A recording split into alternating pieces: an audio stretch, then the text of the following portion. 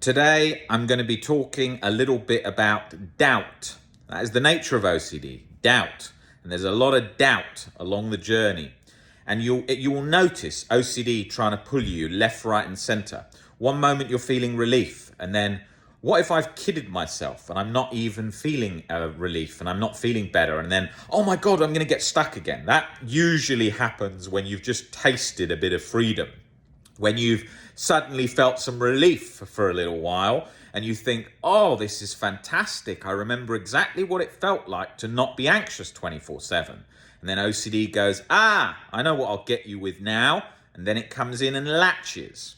And that's its tricks, because once you've felt that relief, you want it, and you remember how good it felt to not be chronically anxious and chronically guilty with that sort of clamp inside your stomach, or feeling like you're in the cortisol soup, as I often say on here.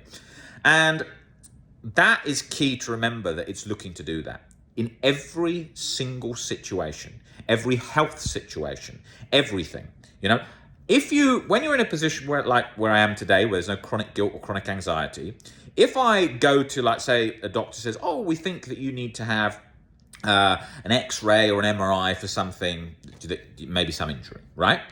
Don't think for a second that when they say, oh, let's go in. I don't go into the MRI chronically anxious, but I do think to myself, what if they find something? What if I've got a brain tumor? What if I've got this? What if I've got that? I do think that to some degree, because I'm a human being and we do that. Of course, I'm accepting of health conditions, and I can also, I'm accepting of death, but I am a human being and I don't really want to drop down dead tomorrow, and I don't really want to have a disease. So although I'm not chronically anxious, I still does make me think a little bit. Now that's important to remember, because otherwise we think we're going to build ourselves into some rational robot that's going to feel nothing. Now, although that is, as you become calmer, you don't have that chronic fear. And you'll notice that at times. You'll be like, oh, I'm not worried about much at all. Like me on a daily basis, there's no major concerns there or chronic anxiety pumping away. But that doesn't mean you've got no concerns. Like, you still have stresses and things. You're like, oh, I hope that doesn't happen. Oh, maybe this will happen. You've got that going on, right? And that's normal in normal life. But yes, you will feel calmer. And yes, other people's problems will feel like, oh, they're very irrational, and you can see it differently. And people always say to me all the time, they say, you don't worry about many things, and you don't seem to see that anything's too big a deal, like where they're catastrophizing something, and I don't. I don't see that because of the amount of work that I've done on changing my thinking, and primarily the beliefs, because OCD takes orders from beliefs, not just thoughts. And not thoughts. It doesn't take orders from thoughts. It takes orders from beliefs. And I think what happens is the old myth where people who clearly don't understand rational thinking or unconditional self-life and other acceptance, where they say this, they're like, oh, if I become too rational, I'm going to lose all my feelings and all my everything, my sensitivity. No, you're still going to feel things. If I fall in love with someone, I'm still going to feel love. I'm not a robot that doesn't feel any love. So you're still going to feel those. But like Albert Ellis says, the extreme emotions, this absolute stress, the pumping chronic anxiety, the pumping chronic guilt, that kind of stuff, you don't, because that's tuned down, that overreaction, but you still have feelings there, and that's key. And when you're doubting everything, you start doubting, oh my God, I'm going to become emotionless, I'm going to not have any feelings, I'm going to become like a robot. Oh my God, what if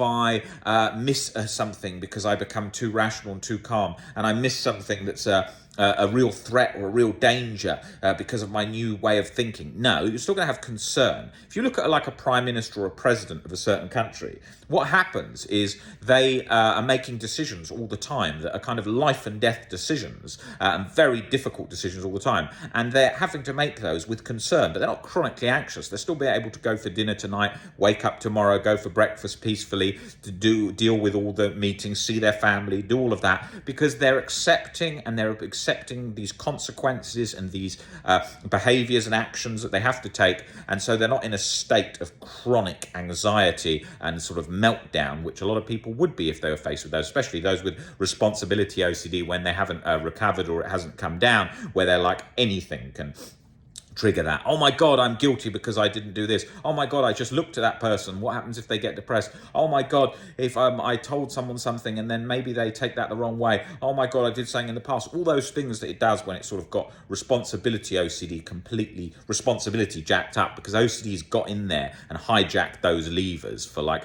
more responsibility, more guilt. And it's doing that. It's in that central terminal. So we're learning to bring that down bit by bit by bit. And that's key for the recovery journey. So that's important to remember, because otherwise you need to have some idea of what you're working towards and how you're going to feel and be. Like, so on a day-to-day basis, my goal in life, which is ongoing goal, because we're always taking on more responsibilities and more things and doing more, because that's how life progresses, and towards my goals and towards the goals of the people that I work with who are trying to recover from OCD, you are looking at always learning to be a calmer version of yourself, always learning to be a better hurdler of obstacles. And that's the goal for me and the team that's around me, as well as the people that I work with, because that is going to get you the results you want. And everyone's got goals. And no one on their deathbed goes, I wish I watched more Netflix in bed scrolling on my phone. That's nobody's goal. But it's only a goal because it's only a thing that happens to people because it's a comfortable state that people find themselves in. And then the discomfort to get out of it, they don't go for. So instead they stay in that position.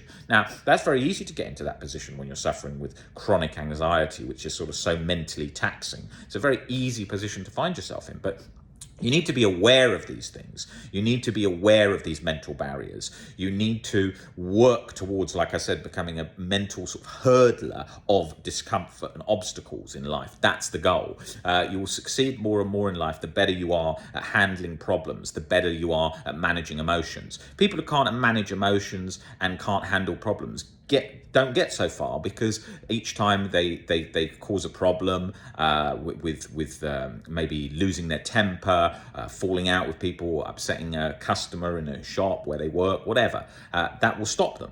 And the same as not willing to face discomfort. Any job that requires a discomfort, levels of discomfort, they won't do. And it tends to, as you go up different jobs, there's more discomfort.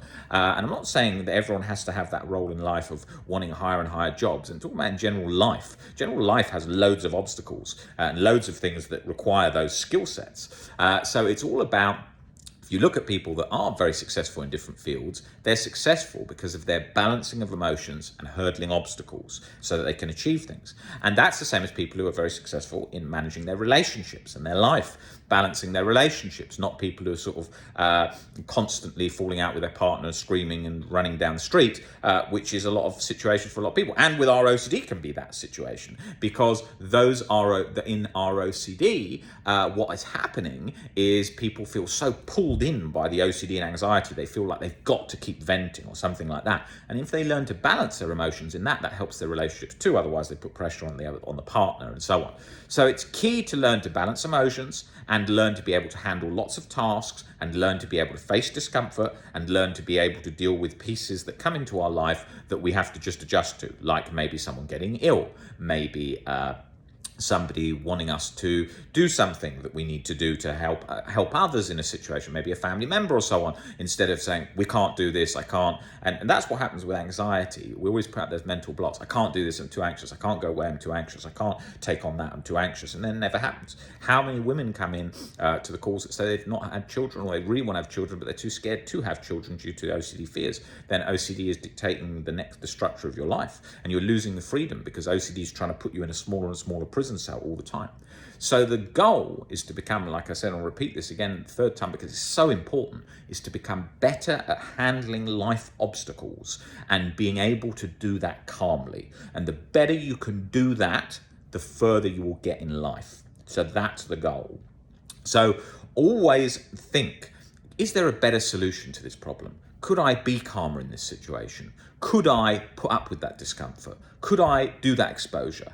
Could I do that thing that I'm not really mad on doing, but I know it will help the situation? That kind of thinking. And as you do that and move away from that avoidance state and move towards a facing discomfort state, you are gonna get more of what you want and less of what you don't. Right?